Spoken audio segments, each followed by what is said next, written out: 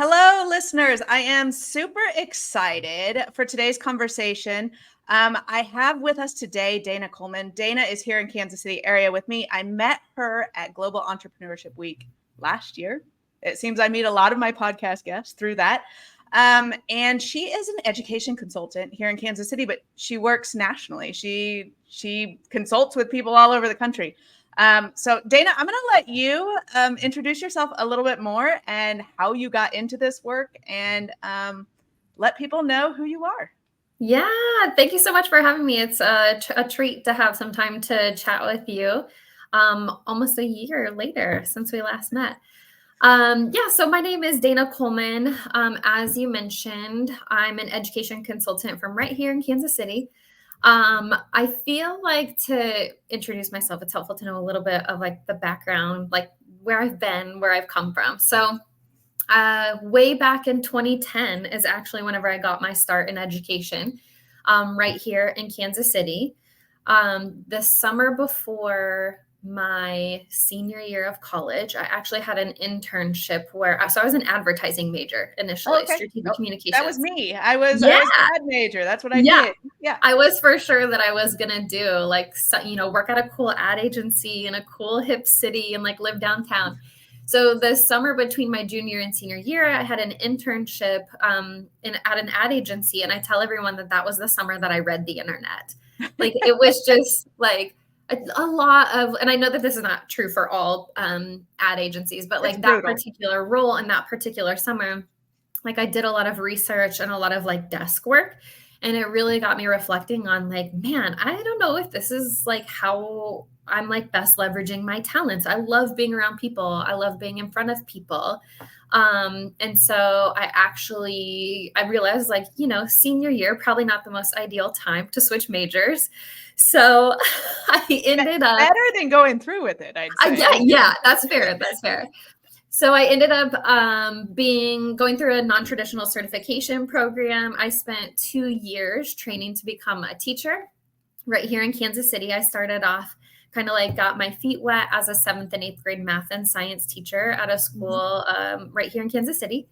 And my first year of teaching, I actually lived with 3 other girls who were also first year teachers. And so that first year of teaching is like where it really started to shape some of my beliefs about what it meant to be a teacher and like the role that a really high impact school leader has on the trajectory and growth of new teachers in particular. And so I was like locked. Like my first year, I was like, this is what I'm going to do. Like I'm in it. I love it. Like every first year teacher, I like floundered a lot along the way, but I grew a ton and I learned a ton. And then in my second year was whenever I really started to realize like, I know the impact that a school leader can have. I know eventually that's what I want to do, but I also need to like just get really good at being in the classroom and like learning classroom best practices. So I ended up staying in the classroom for 4 years. And then in my 5th year, I moved to being an instructional coach. I was a math instructional coach where I oversaw the 5th grade through 9th grade, eventually, math department. I love math. I'm like a math nerd by trade. So I loved being a math coach. It was absolutely my favorite role that I've probably ever held. Eventually moved into the founding school principal role at a school here in Kansas City, where I oversaw the 7th and 8th grade team. So all of the teachers and the students in the 7th and 8th grade wing of that school.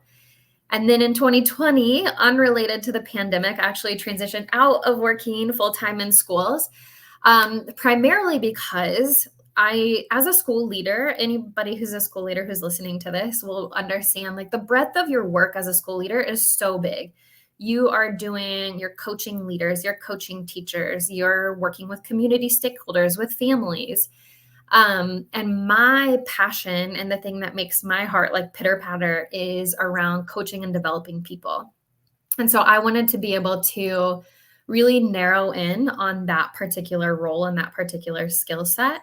So I transitioned out of working full-time for a school and started doing consulting, where I get the privilege and the opportunity to do that every single day. So now I work as an education consultant. I work with schools here in Kansas City, but also I have schools in Texas and Memphis and St. Louis and Seattle and DC, all over the place. And I coach teachers directly, I coach leaders directly, and then I still have a little bit of that math and science background. So I'll work with schools on like math best practices and things like that. It's such a treat. It's such a joy. I like tell people every day, I'm like, I can't believe I get to do this for my job. It's the best job in the world, and I love it so much. Oh, that's awesome. Well, thank you for sharing all that. I come from a teaching family. My mom was a teacher, school counselor, then in, admin, was on the school board, like very much grew up in that world. Yeah. I think, a lot of my work even, it's much broader than just schools, but I love thinking about and seeing how the science of happiness and flourishing can be applied and used in our educational system and in those school settings, as you do through coaching and through leadership development and through all those wonderful avenues, right? It's really creating spaces for kids and the teachers who serve them to flourish together. Yeah. Okay, so your consulting is Dana Coleman Consulting. I want to make sure we get that plugged so people can find you.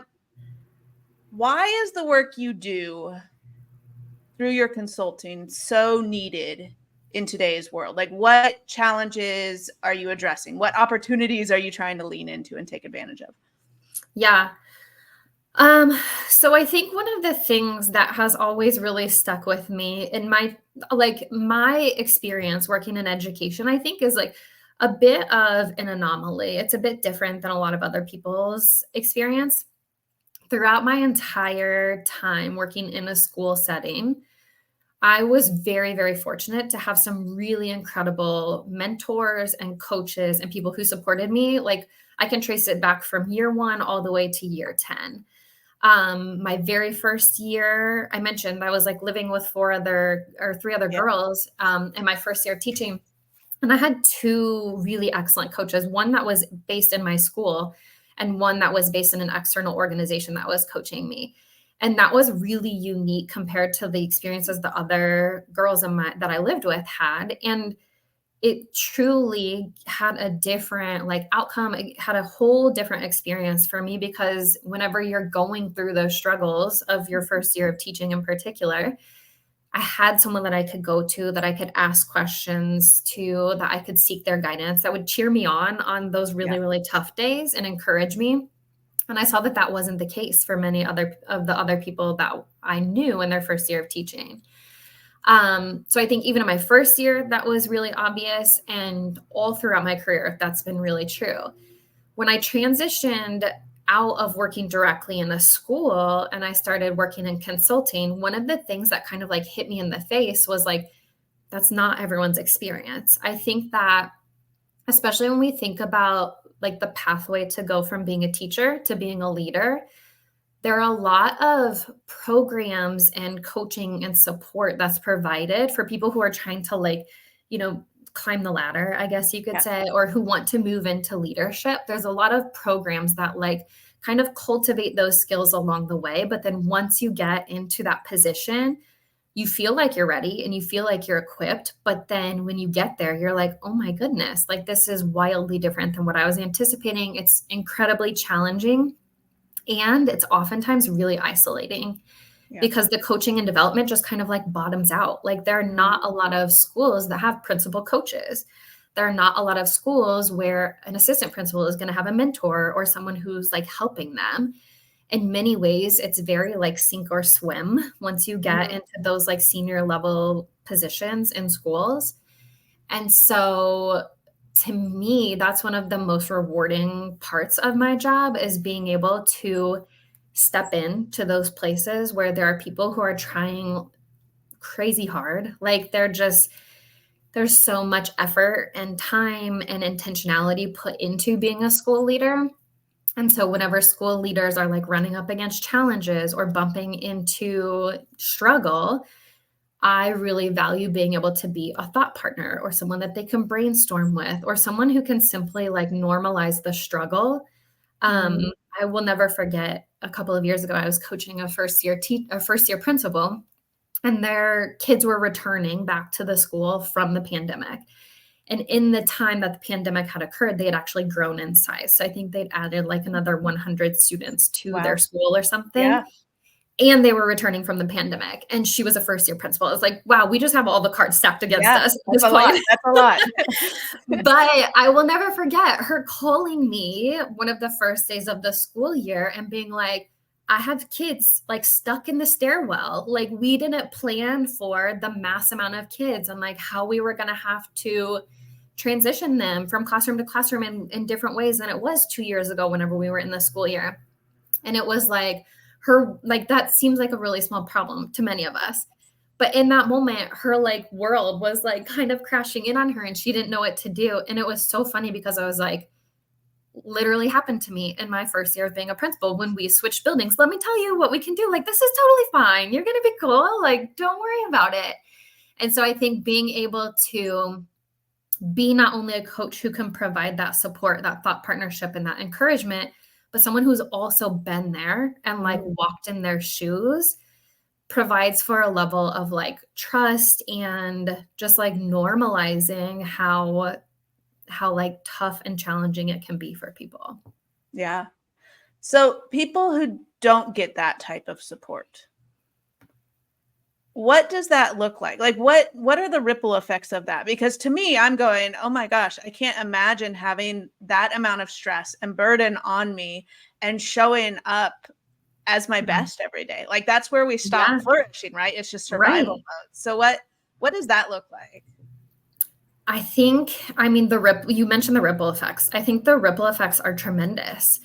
I really believe that like the school leader sets the tone for the entire school system. So everyone from the other leaders, the assistant principals, the instructional coaches, the deans of culture that they're, supporting, they set the tone for the teachers, they set the tone for students, for families, for literally everyone. And so I think if the person that everyone's looking toward is feeling burnt out, is feeling uninspired, is feeling unsupported, I think it leads to that everybody else starting to feel that and everybody else noticing that. I think that's one. Yeah. I think secondly, a lot of times what I'll see is leaders will like have really great intentions. They'll learn about a really excellent practice that's going to like move the needle for students or move the needle for teachers.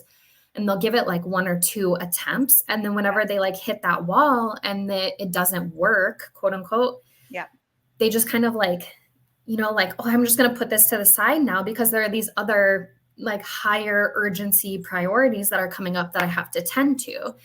And so a lot of these tools that we're equipping our leaders with, whenever they start to get really overwhelmed or really like whenever they start to see that they're bumping into those walls, there's not someone there to be like, just keep going. Like just, one step at a time, we're going to keep going. We're going to keep iterating.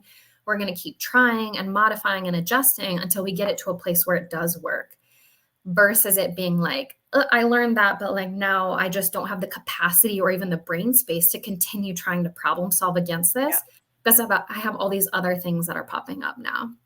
Yeah. It sounds like a lot of times the leadership in schools is serving as that triage role when we really want them to be above the triage role. Because we want their leadership, right? We want their leadership at the end of the day. We want all that experience and inspiration and everything that they bring to the table to really lead the educational systems that they're in. Totally. And I think like when I think back to some of the most inspiring and compelling leaders, like I think right now there's a lot of talk around like teacher retention. Like we're at a double-edged sword kind of right now in education, right? Like we are getting numbers and data in that says like we're not able to attract anyone into the profession, and we're also losing people at like rapid rates. Yeah. And I think the leaders who are most inspiring and are most compelling and are able to like really connect with people on a human level, understand people, and also support and develop them are the leaders who are like kind of rewriting that narrative right now, right? Like your job is enjoyable when you know you're told you're doing a good job. And when you see that you're doing a good job, and whenever you know that it's meaningful work that's having an impact. And I think there's a lot of things that we can do differently, like policy wise and, big picture wise. But really, truly, if we just think about an hour by hour, day by day basis, the impact of a single leader can have tremendous ripple effects on our ability to keep really excellent people in front of our students. Yeah. Well, you were speaking my language there, because that is, you have some of the 8 pillars of happiness. You were just, purpose, confidence, gratitude, like all of these things play into how we show up and how we flourish on that level. Let me ask this question. I know it's not on my 5 questions. Sure. But is there a difference, or have you seen a difference, or do you work with one more than the other in terms of public schools versus private schools? Because I would guess there's a difference there, but that might just be assumptions on my part. Yeah, so I primarily work with public schools. I have worked with like one private school and then a couple of just like nonprofit ed adjacent organizations. But I primarily work with public schools. And specifically, like it's not exclusive, but I would say like 90 to 95% of the schools that I work with are also in urban settings. Oh, interesting. Okay. Well, because I was thinking, and this might just not be me not understanding the whole landscape of it all, but part of the conversation on why leaders don't feel supported, why we are in this triage state, why there's this added stress and anxiety, I would guess has to do with funding of the school system to an extent. Is that reflected in what you see, or? Yeah, I think it's a little bit. One of the things that I see a lot whenever I'm talking with school leaders is, I think especially over the course of the last, 3 or 4 years, we've had like a lot of ESSER funding, right? Like schools have gotten money since the pandemic that they've been able to utilize and leverage in ways that are going to help them like get kids their like learning up to speed and get them back on track with where we were pre-pandemic. Yeah. What I have seen is there are a good handful of schools that have spent money on like resources or like what I would call like playbooks, right? Which makes sense. Yeah. Like if you want to have something codified that's replicable and transferable year after year. Where I see it fall short is similar to what I was just explaining. The leaders will go and put it into action. Yeah. And then whenever it starts to like not work or like the cookie starts to crumble, the playbook just gets put to side on the shelf and starts to collect dust. Yeah. And so I think one of the things that at Dana Coleman Consulting that like I really, really value and we always really stress to any of our partners that we work with is we are not like a big box consulting company. Like whenever we come in and whenever we partner with you, we call it like boots on the ground. Like we love going into schools and actually teaching kids or modeling for principals or going into the classrooms with the playbook and being like, okay, this is what should be happening. Right here's where you're experiencing the glitch. Yeah. Let's figure it out together. One of my colleagues always laughs because I don't know, a couple of months ago, I went into one of the classrooms, one of the schools where I've worked with them for the past 4 years, literally since I launched. They've been like a consistent client. And I walked into the math classroom and without even like saying hi or anything, the instructional coach who was in the back, she was like, hey, the kids are having an issue with XYZ thing on ratios. Can you jump in? And I was like, yeah, give me the pen. Okay, where are we at? Okay. And I just like started teaching. Like I did not miss a beat. And my colleague was cracking up because she was like, oh my gosh, like you completely just went from like mid-conversation to teaching students like you did, however many years ago when you were in the classroom.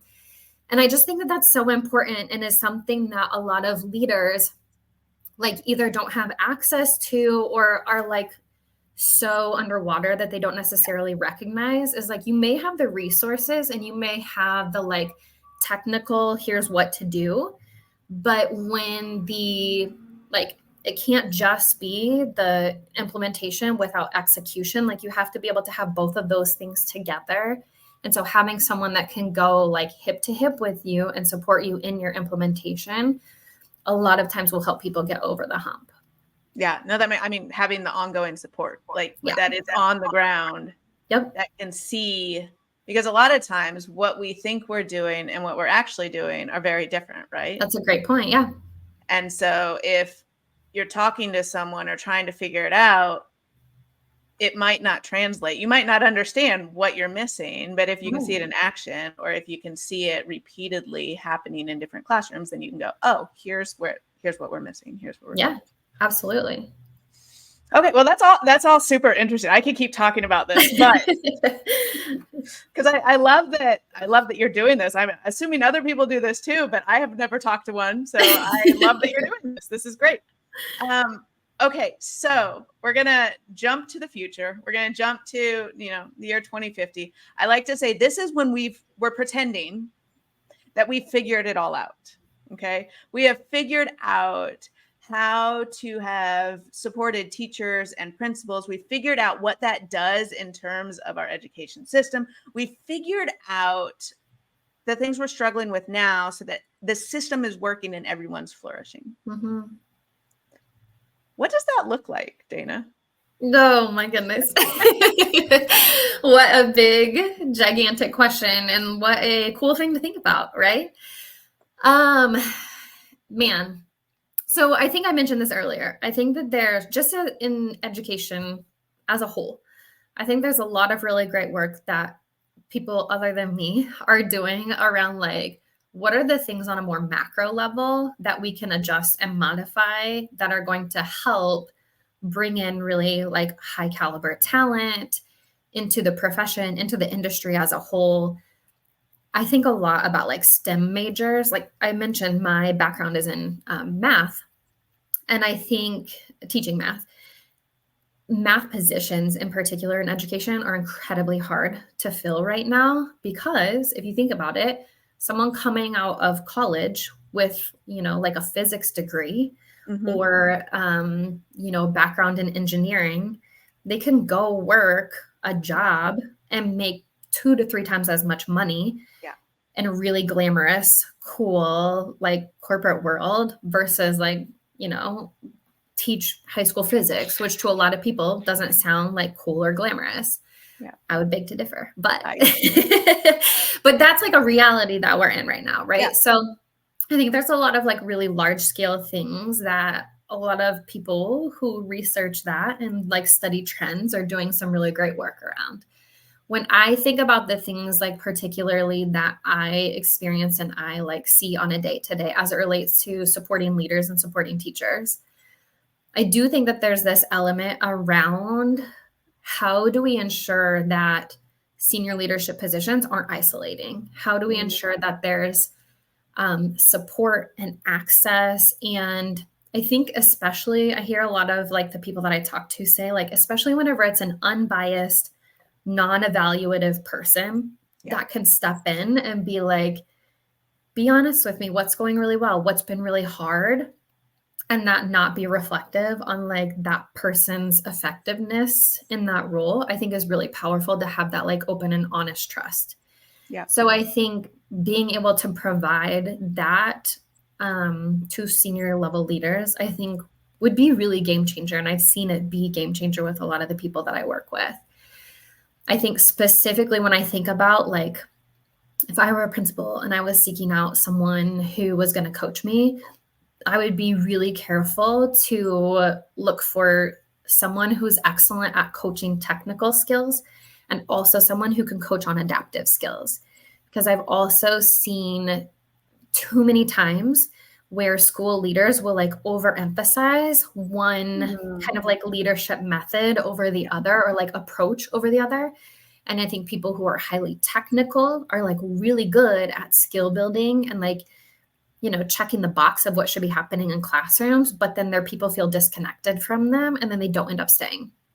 I think vice versa, someone who's a really excellent at connections and building relationships and building community and team will build a really awesome environment that feels really inclusive and feels really inspiring for people. But then when people don't feel like they're actually making an impact in the work that they're doing, then that feels dissatisfying too. Yeah. So I think finding and providing leaders with support in both of those areas and being able to coach on things like with like the people I coach, we talk a lot about change management. Like, holy cow, as a principal, there are so many things that are changing and so many decisions that you have to communicate on a daily basis.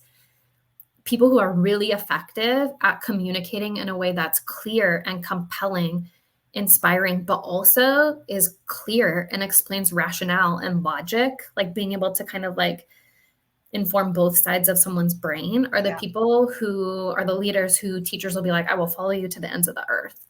So I think being able to really coach and support leaders in both of those elements is something that could be really beneficial.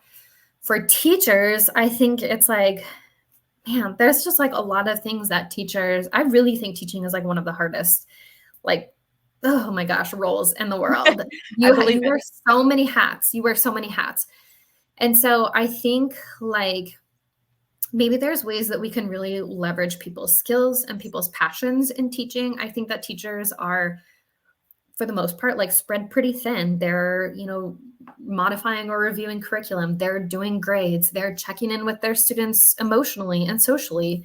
They're building like non-cognitive skills with their students. Like there's just so many things that a teacher is kind of like by default expected to do. And I think some teachers really love certain components of that and other teachers really love other components of that. And so what are the ways that we can get really creative about like how to leverage the specific talents and passions of teachers so that they're focusing time and energy on those components that they really like? Maybe one particular teacher solely focuses on writing the curriculum, and then another teacher in that grade level really loves being in front of kids. So they have more periods of their day that are spent in front of kids, like really creative things like that allow people to feel like my leader knows me, my leader knows what I'm passionate about, and my skills are leveraged in a way that's truly having an impact on kids, I think is really, really wise. And then I think like also there's just an opportunity to like celebrate growth and progress with teachers. I think that there's so much pressure on teachers to like, teach things really quickly and move through pacing guides. And we've got these standards that change like every 2 to 3 years and like all of these like crazy things that happen. And I think just like taking some time to pause and celebrate growth in a whole lot of different ways, how that looks for teachers is just something that I always felt was really important whenever I led teams, is like making sure that people know you value them, you appreciate the work that they're putting in, you see it, you acknowledge it. I think that that is something that could help along the way. Yeah. I use the phrasing a lot that everyone wants to feel seen and heard and valued and loved. Yeah. And that goes for like very personal relationships, but it also goes for the workplace. Right. Everyone there wants to feel seen and heard and valued and loved. Yeah. Because that's how we're wired as humans. Yeah, that's like humans, right? So, like right. let's not eliminate the humanness of people just because we're, working or just because we're in jobs. Like just because people we're are wearing still, a hat.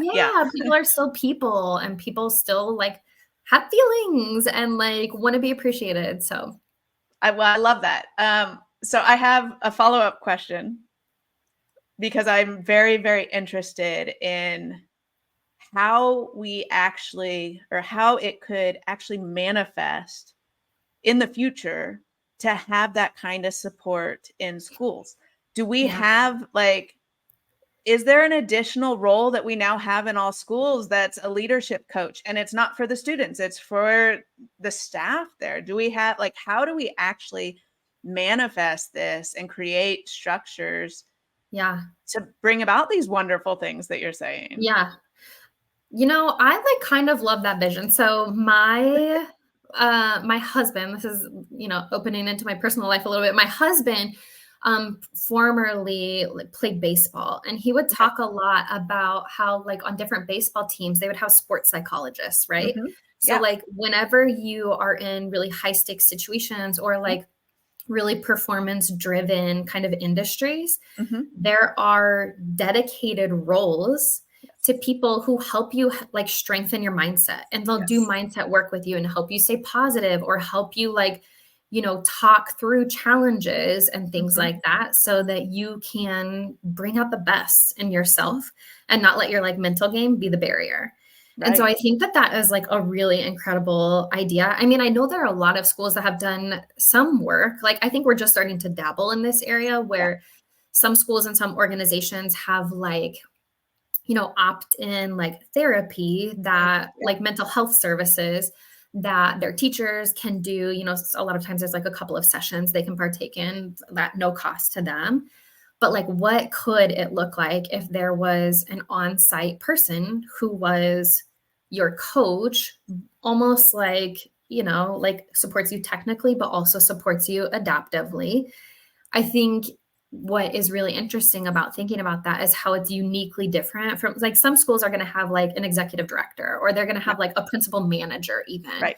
And technically that person's role is to support the principal, but usually that's their evaluator. Usually that's going to be their direct manager and the person who is, responsible for hitting certain outcomes. So what could it look like if that person's role was not tied to that, but simply tied to like bringing out the best in that person and making them highly effective as a leader, both technically and adaptively?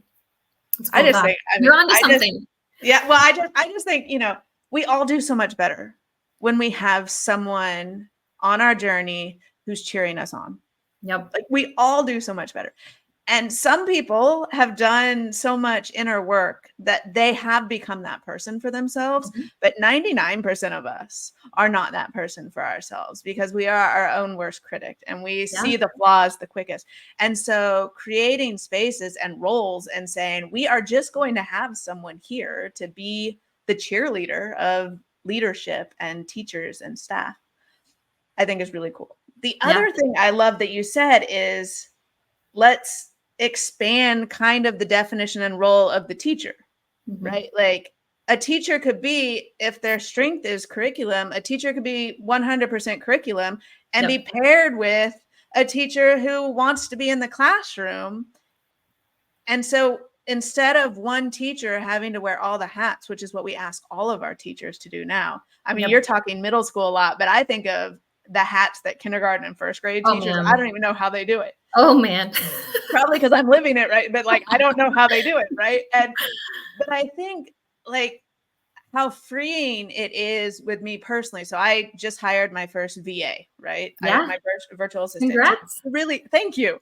To help me take the stuff off my plate that they're really good at and I'm not, so that I can step into what I'm really good at. Yes. And that's kind of what we're talking about here. Let's pair people up or find ways to let teachers teach in the sphere and realm that they want. Yeah. I totally agree. I think I've always been of the kind of like philosophy that every person has their like own unique skill set and their own thing that they're like, the magic, mix is I've found work that I'm really good at and that I really love doing. Yeah. And when you can pair those two things together, like, you'll never leave. You've like hit the sweet spot. And so what are, like, to your point, what are the ways that we can identify that and think outside of the box and think non-traditionally and experiment with things and try different things so that we can support people and being able to find that sweet spot for themselves in a way that is still going to like move outcomes forward. Yeah. Oh, this is fun. Okay. I could just keep talking about this. I actually spend way too much time thinking about this in general, but, okay. So we have where we are currently. We have this vision for the kind of support and roles we can design for the future. How do we get from here to there? Yeah. That's also a great question, because I think so much of the, like, I think it's a lot of times whenever you're a school leader or if you're a teacher, like, it's so easy to fall into like, this is the way we do things because this is the way it's always done. Or like, I mean, I know that there's been so many times whenever people will say, well, back in my day when I was the instructional coach or when I was a teacher, we had to do it like this. So if I had to do it, you have to do it.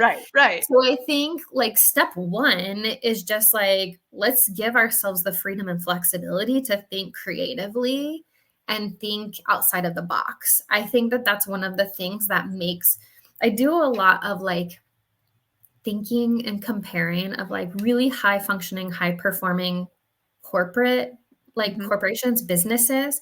What are the things that they're doing? And then how can we like transfer and replicate that into education? And I think one of the things that, like a lot of times in education, we feel bound to these certain parameters of like, well, we can't do that because that's a little too creative or that's a little too different, or I don't know if it would work because of X, Y, and Z. And I think that a lot of that is because like our brains are wired to talk us out of things that feel uncomfortable, right? Like that feels like a stretch. Yes. That feels like a stretch. And so I'm going to come up with all the reasons why this won't work. Yes. Rather than training our brains to think through like, well, if it were possible, what might I do? Or let's say that it was halfway possible. How might things change? Or how might I approach it differently? And so I think step one is just like rewiring our brains a little bit to start thinking outside of the box and start like put those, arguments and those, naysayer thoughts to the side and just like try new things. We call those permission slips, by the way. We say, give yourself permission to just experiment and try, right? Yeah. There's no harm in trying. The harm is in staying stuck exactly where you are because you aren't trying. Right. Yeah. And I think that that's a great point that you bring up, because I think a lot of times what can be scary, and I experienced this as a school leader myself, is like what can be scary is the stakes feel very, very high whenever you're about to make a decision, because it's not just impacting like, teachers, it's impacting kids. Yeah. And like no kid gets a second shot at third grade. No kid gets a second shot at fifth grade. And so like it can be really difficult at times to think about like, well, I don't want to just like haphazardly make decisions. That's not what we're saying. Right. But if we know what we're currently doing is not leading to outcomes, then let's try something different and see if it will get to outcomes. And all along the way, we're being really reflective and tweaking and modifying versus being like, well, this is what we said we're going to do. So let's just stay the course for the next 365 days. Right. Be really reflective and tinker and adjust and modify as you go so that you start to see the needle move. Yeah. I love that. Okay. So we're going to experiment more. We're going to give ourselves permission. Yes. To experiment. All right. So we have this vision. We have all this wonderful knowledge and insight that you've shared. What can our listeners do to help us down this road toward this vision of more support and compassion and autonomy and agency and all of that in our schools? Yeah. I think that is it's always like a little bit of a tricky situation, right? Because if you're like not directly involved in education, it can feel really confusing about how you can have an impact on the support that leaders get or the support that teachers get.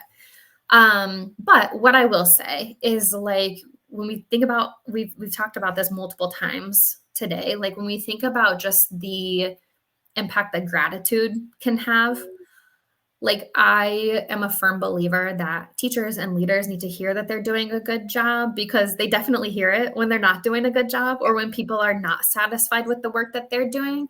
And so if a teacher or a leader is doing something that you think is really phenomenal, like take the 10 seconds to send them an email or, pull them aside at the bus lines and just let them know that you really appreciate X, Y, or Z, or that you think that they're doing a great job at something. I think that I can pinpoint specific times whenever I had that happen throughout my like career trajectory. And I think that those are just moments that you don't really understand, or you might not realize the like impact and the weight that those carry, especially if someone's in a really challenging time or in a really challenging season. So I think that's one like very simple, easy thing to do.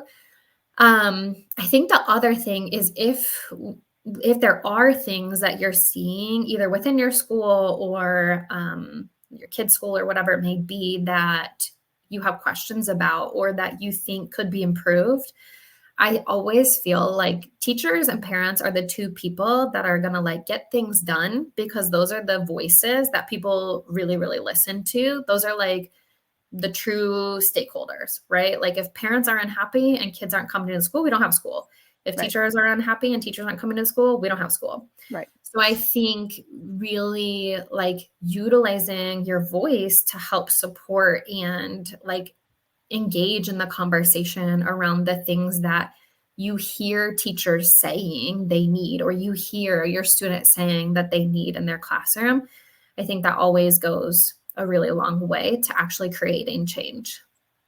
Yeah, that's awesome. I love both of those. One, I remember last year I sent my son's teacher a note, and to me it was like I was really grateful that my son had brought something home from school, and I just sent her a note and I was like, this made my day. I just want you to know, thank you.